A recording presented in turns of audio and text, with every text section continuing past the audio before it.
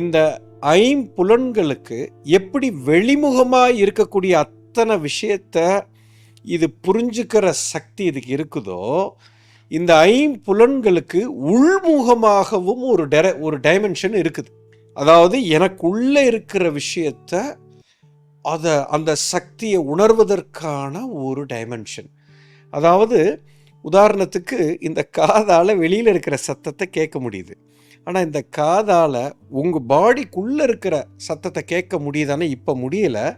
அது ஓப்பன் ஆகிடுச்சுன்னா உடம்புக்குள்ளே என்னெல்லாம் இருக்கோ அது இந்த காது கேட்கும். இப்போ வெளியில் ஒரு மணி சத்தம் கேட்குது, ஆனால் உள்ளுக்குள்ளே ஒரு மணி இருக்குது. உங்களுக்குள்ளே நம்ம எல்லாத்துக்குள்ளேயும் இருக்குது, அது கேட்கலை. ஏன்னா அந்த என்னுடைய இன்னர் சென்சஸ் ஆஃப் மை இயரை நான் ஆக்டிவேட் பண்ணலை இன்னும். ஏன்னா வெளிமுகத்திலேயே நான் போயிட்டுருக்கேன். இப்போது டேஸ்ட்டுங்கிறது வெளியிலேருந்து நாக்கில் படுற ஒரு விஷயம். இந்த டேஸ்ட்டுங்கிறது என் உடம்புக்குள்ளே இருக்கிற விஷயத்தை டேஸ்ட் பண்ணுறதுக்கு இந்த டேஸ்ட்டால் முடியும். ஓகே, இப்போது என்னை யாரோ ஒருத்தங்க தொடுறாங்க, எனக்கு தொடு உணர்ச்சி இங்கே இருக்குது.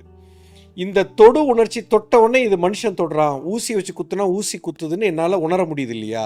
இதே தொடு உணர்ச்சி உள்முகமாக வேலை செய்யும். உள்ளுக்குள்ளே என்னெல்லாம் இருக்கோ அதை இதை உணர முடியும், ரத்தம் ஓடுறதை உணர முடியும்.